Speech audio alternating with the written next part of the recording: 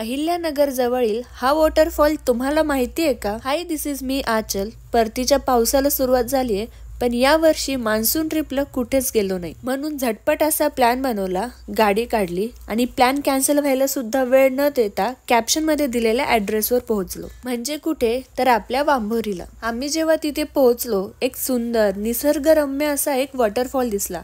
खूप सुरेख, शांत, सोज्वळ वातावरण होतं तिथले. आम्ही तर त्यात रमूनच गेलो होतो.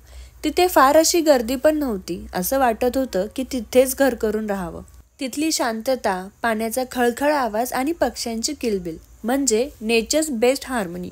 असं वाटत होतं की जणू कुणीतरी निसर्गाने आपल्यासाठी खास ऑर्केस्ट्राच वाजवलाय. म्हणजे लाईव्ह कॉन्सर्ट फ्री मध्ये आणि ऑडियन्स फक्त आम्ही. मग काय, तिथे बसून भरपूर गप्पा मारल्या, खूप सारे फोटोज काढले, व्हिडिओज काढले, खूप मस्ती केली. त्यानंतर आम्ही वळलो ते डोंगरगनला.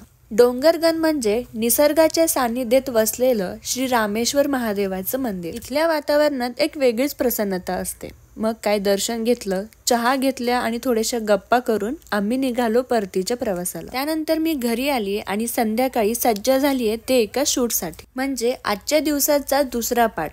Lights, camera, action. म्हणजे दिवसभरात नेचर्स ब्युटी कॅप्चर आणि आता ब्रँडचं. आणि अशा प्रकारे शेवटी श्रीखंडाच्या गोडवाने आमच्या या छोट्याशा ट्रिपचा शेवट सुफळ संपूर्ण झाला.